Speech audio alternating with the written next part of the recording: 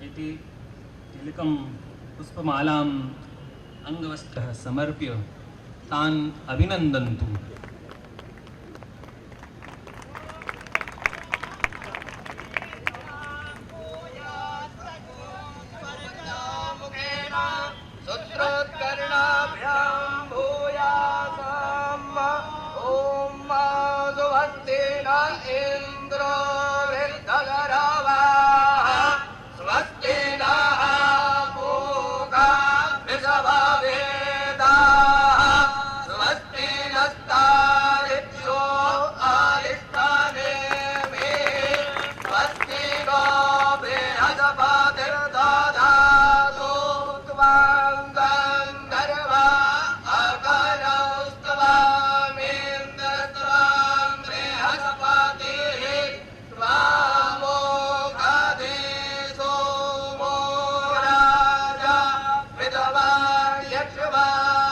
राष्ट्रीय संस्कृत संस्थान के आदरणीय कुलपति प्रोफेसर परमेश्वर नारायण जी शास्त्री और संपूर्णानंद संस्कृत विश्वविद्यालय वाराणसी के आदरणीय कुलपति प्रोफेसर यदुनाथ जी दुबे और लखनऊ विश्वविद्यालय के आदरणीय कुलपति प्रोफेसर एस.बी. निमसे जी, प्राचार्य डॉक्टर ब्रह्मानंद जी चतुर्वेदी, प्रोफेसर बिंद्रा प्रसाद जी मिश्र, प्रोफेसर हृदय रंजन जी शर्मा, श्री शोभन लाल जी उकिल और यहाँ के महापौर डॉक्टर दिनेश जी शर्मा, श्री सुरेंद्र जी पाठक, श्रीमती योग माया और डॉक्टर श्यामलेश जी। और एक नाम मैं और लेना चाहता हूँ, डॉक्टर संजीव जी, जिनका की भाषण अभी हम लोगों ने सुना है। यहाँ उपस्थित सभी सम्मानित देवियों एवं सज्जनों, मुझे भी संस्कृत में ही बोलना चाहिए था, लेकिन मैं अपने को दुर्भाग्यशाली मानता हूं कि इस सभा में संस्कृत में मैं बोल नहीं सकता हूं। लेकिन संस्कृत यदि कोई बोलता है तो काफी हद तक मैं उसे समझता भी हूं, क्योंकि हाई स्कूल तक संस्कृत की शिक्षा हमने भी प्राप्त की है।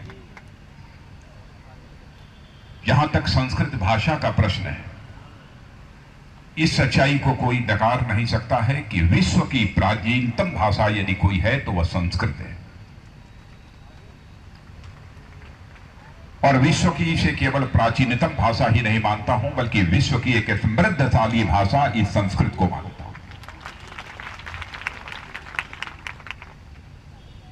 अभी बॉर्डर सिक्योरिटी फोर्स में एक नया सिलेक्शन हुआ है और वो डॉक्टर हमारे साथ ही इस समय संबद्ध है, जिनका नाम है डॉक्टर सुमित दुबे।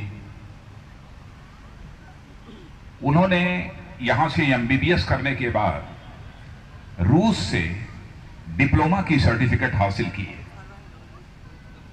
उस डॉक्टर ने मुझे यह बतलाया कि जब मैं रूस गया था अध्ययन करने के लिए, डिप्लोमा सर्टिफिकेट हासिल करने के लिए, पहले दिन जो प्रोफेसर हम लोगों को पढ़ाने के लिए आए थे, उन्होंने ब्लैक बोर्ड पर एक वृक्ष का दृश्य बनाया और उस वृक्ष के ऊपर लिख दिया संस्कृत और उसकी एक शाखा पर लिख दिया रशियन। तो जब छात्रों ने पूछा कि इसका मतलब क्या होता है, तो उस समय उस प्रोफेसर ने बच्चों को यह बतलाया था कि यह संस्कृति, यह संस्कृत भाषा यह वृक्ष के समान है और यह रशियन भाषा उसकी टहनी के समान है, उसकी डाली के समान है। इसका मतलब कि भारत में ही हम इसे एक प्राचीनतम भाषा के रूप में स्वीकार करते हो, ऐसा नहीं है। भारत में ही हम इसे समृद्धशाली भाषा के रूप में स्वीकार करते हो, ऐसा नहीं है। रॉयल एशियन सोसाइटी के चेयरमैन सर विलियम जोन्स का नाम आपने सुना होगा। 200 वर्ष पहले वो कलकत्ता विश्वविद्यालय के वाइस चांसलर भी रह चुके थे कभी। उन्होंने संस्कृत के महत्व को समझा है, स्वीकारा है। और आपको यह जानकर आश्चर्य होगा, कालिदास रचित अभिज्ञान शकुंतलम के सर्ग 4 का जब पाठ उन्होंने सुना, किसी ने जब उन्हें सुनाया तो उनको बेहद आश्चर्य हुआ और उसी समय से सर विलियम जोन्स को संस्कृत सीखने की इच्छा उनके अंदर पैदा हुई। और जब शकुंतला की विदाई का जो पर्व जो अभिज्ञान शाकुंतलम के चतुर्थ सर्ग पे आता है, उसको सुनने के बाद सर विलियम जेम्स का यही कमेंट था, यही टिप्पणी थी कि मनुष्य मस्तिष्क की ऐसी सुंदर कल्पनाएं हो सकती हैं, ऐसी सुंदर उपमाएं हो सकती हैं, मैं इसकी कल्पना भी नहीं कर सकता था। और मैं कह सकता हूं कि विश्व के किसी भी दूसरी भाषा में इस प्रकार की कल्पना, उच्च कल्पना और इतनी सुंदर उपमाएं अन्य किसी भाषा में हमको देखने को नहीं मिलती। चाहे दार्शनिक गूढ़ प्रश्न हो, दर्शन से संबंधित गूढ़ प्रश्नों का समाधान भी यदि कहीं पर मिलेगा तो संस्कृत भाषा के ग्रंथों में ही आपको मिलेगा। और ललित साहित्य भी यदि आपको देखने को आपको मिलेगा तो संस्कृत भाषा के ग्रंथों में ही मिलेगा। इतना ही नहीं, साइंस और टेक्नोलॉजी की जो आज बात की जाती है, मैं कह सकता हूं कि विज्ञान और तकनीक के लिए आज सारा विश्व सच्चाई को स्वीकार कर रहा है। सर्वाधिक उपयोगी यदि कोई भाषा है तो वह संस्कृत है। सभी इस यथार्थ को अब स्वीकार कर रहे हैं। और मैं कह सकता हूं कि आज सारे विश्व के ज्ञान विज्ञान का मूल यदि कहीं पर है तो हमारे संस्कृत भाषा के जो ग्रंथ हैं उन्हीं में उसका मूल समाहित है। अभी हाल में ही अमेरिका की अंतरिक्ष विज्ञान नासा का नाम आपने सुना होगा। नासा ने एक कंप्यूटर की आर्टिफिशियल इंटेलिजेंस तैयार करते समय अपने शोध पत्र में लिखा है, कि कंप्यूटर के लिए सर्वाधिक उपयोगी यदि कोई भाषा है तो उस भाषा का नाम संस्कृत है। यानी विश्व भी यह विषय स्वीकार कर रहा है। लेकिन विडंबना है भारत में, हम लोग इससे दूर होते जा रहे हैं। मुझे घटना याद आती है, प्रोफेसर मंजुल भार्गव का नाम आपने सुना होगा, जिन्हें कि एक फील्ड मेडल हासिल हुआ है। मैथमेटिक्स की मानी जानी हस्ती है, उन्हें फील्ड मेडल हासिल हुआ है, जो कि नोबेल प्राइज, जो नोबेल पुरस्कार होता है, उसके समकक्ष वो मेडल फील्ड मेडल माना जाता है। उस प्रोफेसर मंजुल भार्गव ने भी यह कहा है कि मैथमेटिकल कैलकुलेशंस के लिए सर्वाधिक उपयुक्त यदि कोई भाषा है तो वह संस्कृत। उन्होंने भी सच्चाई को स्वीकार किया, संस्कृत का इतना महत्व है। और मैं तो कह सकता हूं, जो भी थोड़ा बहुत जानता हूं उस आधार पर, वर्तनी का जहां तक सवाल है, सर्वाधिक वर्तनी सभी भाषाओं में यदि वैज्ञानिक वर्तनी है तो केवल और केवल संस्कृत भाषा की है। दूसरी भाषाओं की वर्तनी वैज्ञानिक नहीं कही जा सकती। यह ध्वनि विज्ञान के ऊपर आधारित है, साउंड साइंस ध्वनि विज्ञान के ऊपर आधारित है पूरी तरह से इसकी वर्तनी। जैसे अंग्रेजी में भी आप देखिए, बीयूटी को बट भी पढ़ सकते हैं, लेकिन पीयूटी को बुट पढ़ेंगे। ऐसा क्यों होना चाहिए? ऐसे कई उदाहरण हैं, मैं सारे उदाहरण यहां पर नहीं देना चाहता। संस्कृत में इस प्रकार की विसंगति आपको किसी भी सूरत में देखने को नहीं मिलेगी। संस्कृत में विसंगत नहीं मिलेगी। आप यही देश में ही, उत्तर प्रदेश में जो लोग अंग्रेजी बोलते हैं, बिहार में जो अंग्रेजी बोलते हैं, पंजाब में जो अंग्रेजी बोलते हैं, दक्षिण भारत में जो अंग्रेजी बोलते हैं, सबके एक्सेंट में, यानी सबके उच्चारण में आपको विविधता दिखाई देगी, अंतर दिखाई देगा। लेकिन इतनी बात मैं दावे के साथ कह सकता हूं, क्योंकि प्रत्यक्ष मैंने देखा है और सुना है, संस्कृत भाषा ही विश्व की अकेली भाषा है कि जिसका उच्चारण चाहे दक्षिण के तिरुपति बालाजी के मंदिर में चले जाइए, चाहे काशी विश्वनाथ जी के मंदिर में चले जाइए, चाहे जगन्नाथपुरी जी के मंदिर में चले जाइए, अथवा द्वारिकाधीश चले जाइए, कहीं पर भी उच्चारण मिलेगा तो एक समान मिलेगा, तो केवल संस्कृत का मिलेगा और दूसरी भाषाओं का नहीं मिलेगा। भारत की बात छोड़िए, दुनिया के दूसरे देशों में भी जाइए आप, अमेरिका और इंग्लैंड में भी मैंने देखा है, क्योंकि मैं गया हूं तो मैं मंदिरों में मैं जाता हूं, और वहां पर भी देखा है कि वहां भी जो भारत में उच्चारण हो रहा है वही उच्चारण वहां भी हो रहा है। अंग्रेजी में वहां की पूजा नहीं होती, पता नहीं कहां के रहने वाले हैं, भारत के किस राज्य के रहने वाले हैं। और आपको जानकर आश्चर्य होगा, अंग्रेजी मूल के भी नवयुवक अब संस्कृत में श्लोक पाठ कर रहे हैं दुनिया के दूसरे देशों में। यह जानकर भी आपको बेहद खुशी होगी। अद्भुत विषय, लेकिन यह विडंबना है। और मैं संस्कृत का दुर्भाग्य नहीं मानता हूं, बल्कि मैं दुर्भाग्य हम अपने का मानते हैं। हम सभी का यह दुर्भाग्य है कि हम संस्कृत से दूर होते जा रहे हैं। मैं बोल रहा हूं, लेकिन सचमुच इसके प्रति मेरे हृदय में बराबर भाव रहता है। आपको मैं याद भी दिलाना चाहता हूं, मैं कुछ करना भी चाहता था इस दृष्टि से। जब उत्तर प्रदेश में 1991 में मैं शिक्षा मंत्री था, उस समय भी मैंने संस्कृत को, जो कि आधा हिंदी और आधा संस्कृत का जो हाई स्कूल में प्रश्न पत्र हुआ करता था, शिक्षा मंत्री रहते हुए मैंने उसे समाप्त कर दिया था। और मैंने कहा कि हिंदी का जो तीसरा प्रश्न पत्र होगा वह पूरा का पूरा संस्कृत का ही प्रश्न होगा, आधी हिंदी और आधी संस्कृत नहीं रहेगी। जितना उस समय कर सकता था वह हमने करने की कोशिश की है। आज इस कार्यक्रम में यदि मैं उपस्थित हूं तो वह कार्यक्रम इस अभियान को प्रारंभ किए जाने के लिए यहां उद्घाटित हो रहा है, गृहे गृहे संस्कृतम। यह तड़पन हमारे दिल में भी रही है। और आप में से बहुत सारे लोग जो नवयुवक हैं, शायद उनको इस बात की जानकारी न हो। यह तड़पन हमारे दिल में भी जब हमारी 40 साल की आयु थी तब से रही। जब मैं उत्तर प्रदेश का शिक्षा मंत्री, उस समय भी मैंने उसका तरीका निकाला था। मैथमेटिकल कैलकुलेशंस, गणितीय गणना, यह करने के लिए हमको कुछ लोगों ने बतलाया। और एक उस व्यक्ति का नाम, जिसकी उम्र उस समय 25-26 वर्ष रही होगी, मैं उसके नाम का भी यहां उल्लेख कर देना चाहता हूं। वह जो इस समय आपके यह यूपी टेक है, जिसको श्री अब्दुल कलाम आजाद तकनीकी विश्वविद्यालय नाम पड़ा हुआ है, उसके जो इस समय वाइस चांसलर बन के आए हुए हैं, वह डॉक्टर विनय पाठक। उस समय एसबीटीआई कानपुर में वो पढ़ते थे। मैं शिक्षा मंत्री था। ये सब सारे बच्चे मेरे साथ जुड़े हुए थे।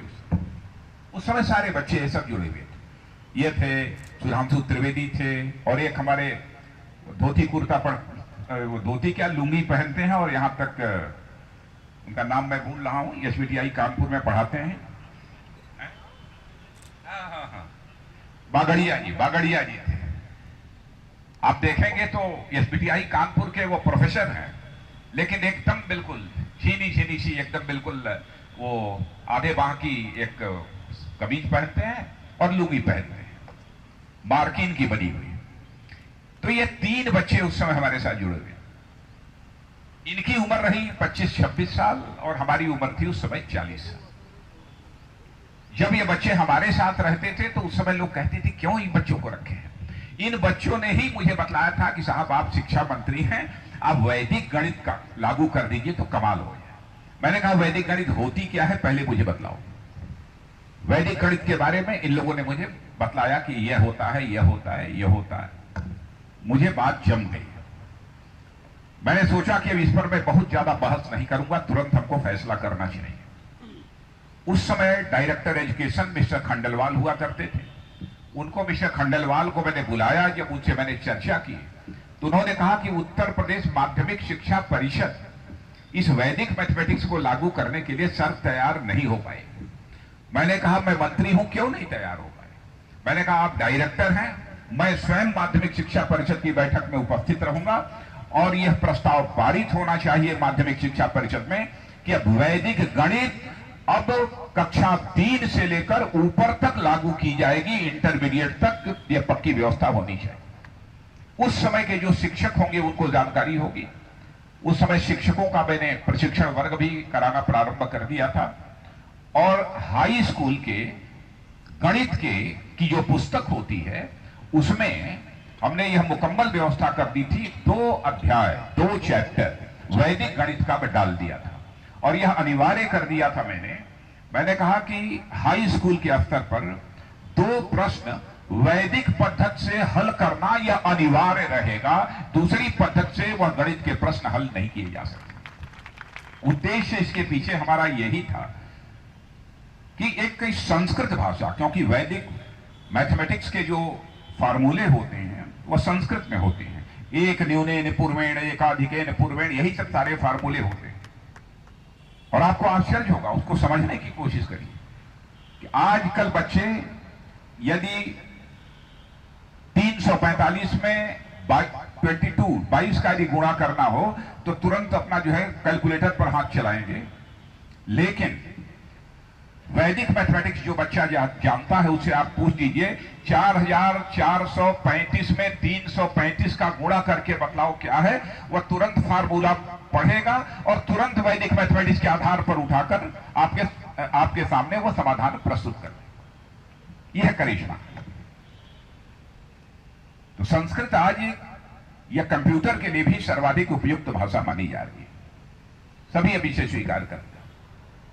और हमारी सोच यह भी थी कि जब वैदिक मैथमेटिक्स के महत्व के बारे में लोगों को जानकारी प्राप्त होगी तो स्वाभाविक रूप से लोगों का आकर्षण इस संस्कृत भाषा के प्रति बढ़ेगा। और मैं तो उस समय वह स्वप्न देख रहा था कि इस हिंदुस्तान का एक भी परिवार शेष नहीं बचना चाहिए जिस परिवार में बच्चे संस्कृत शब्दों का प्रयोग करना न प्रारंभ कर दें। ऐसा एक भी परिवार शेष नहीं बचना चाहिए। उस समय की हमारी सोच थी कि वैदिक मैथमेटिक्स के फार्मूले यदि वह बोलेगा तो स्वाभाविक रूप से संस्कृत शब्दों का उच्चारण ही उनसे करना पड़ेगा और कोई दूसरा उच्चारण नहीं करना पड़ेगा। लेकिन 1.5 वर्ष में ही हमारी सरकार चली गई। उसके बाद मैं चला गया और वैदिक मैथमेटिक्स करके वह चैप्टर्स मैथमेटिक्स से निकाल बाहर किए हैं। आज इस कार्यक्रम ने मुझे बहुत ही अनुकूल संवेदना हुई है, सुखद अनुभूति हुई है। जिस समय डॉक्टर संजीव जी को मैं भाषण करते हुए मैं देख रहा था और मैं कह सकता हूं कि डॉक्टर संजीव जी के अंदर हमें एक चिनगारी दिखाई दी है और जिस संकल्प को लेकर वह आगे बढ़ रहे हैं और दृढ़ इच्छा शक्ति के साथ आगे बढ़ रहे हैं, मैं यकीन दिलाता हूं कि निश्चित रूप से संस्कृत भाषा को घर घर तक पहुंचाने में कामयाबी हासिल होकर रहेगी। क्योंकि यदि इच्छा शक्ति है, कुछ कर गुजरने की दिल के अंदर तड़पन है, तो कुछ भी हासिल किया जा सकता होगा। और बच्चों को आपने देखा होगा, उनकी अभिव्यक्ति की शैली, उनका प्रस्तुतिकरण कितना प्रभावी था। वैष्णवी का, मित्र का, बच्चे का नाम है मित्र, मित्र है, मित्र है और वैष्णवी, दोनों के संवाद को आपने देखा, कितना अच्छा लग रहा। हम लोगों को भी अपने परिवारों में बच्चों को इसके लिए प्रेरित करना चाहिए। और यह अभियान जो आज से प्रारंभ हो रहा है, गृहे गृहे संस्कृतम, इससे सचमुच मेरी यह आशा बधी है। आशा ही नहीं बल्कि मुझे विश्वास है, भरोसा कि घर घर तक हम इस संस्कृत भाषा को पहुंचाने में निश्चित रूप से कामयाब होंगे। और इस कार्य के लिए इस संस्थान के प्रति और इससे जुड़े हुए लोगों के प्रति मैं अपनी हार्दिक शुभकामनाओं की अभिव्यक्ति करता हूं। और एक मैं आग्रह जरूर करना चाहता हूं। कभी एक बार हमारे लखनऊ विश्वविद्यालय के यहां पर वाइस चांसलर डॉक्टर निमशे जी मौजूद हैं और हमारे संस्कृत विश्वविद्यालय में तो संस्कृत भाषा की पढ़ाई होती ही है। वहाँ के बच्चे, वहाँ के छात्र बोलते भी हैं संस्कृत में, लेकिन कुछ ऐसे सिलेक्टेड छात्रों को बुलाकर संस्कृत भाषा के महत्व को बतलाया जाना चाहिए। लखनऊ में जितने विश्वविद्यालय और महाविद्यालय हैं, कुछ छात्रों को बुलाकर एक बृहद कार्यक्रम यहां पर आयोजित करना चाहिए और कुछ ऐसे विद्वानों को बुलाकर इस संस्कृत भाषा का क्या महत्व है, संस्कृत भाषा की क्या उपयोगिता है, इस दृष्टि से भी एक कार्यक्रम के संबंध में यदि विचार होगा तो मैं समझता हूं कि बहुत ही अच्छा होगा। मैं इस अवसर पर इससे ज्यादा कुछ न कहते हुए यह गृहे गृहे संस्कृतम इस अभियान के प्रति पुनः अपने शुभकामनाओं की अभिव्यक्ति करते हुए अपना निवेदन समाप्त करता हूं।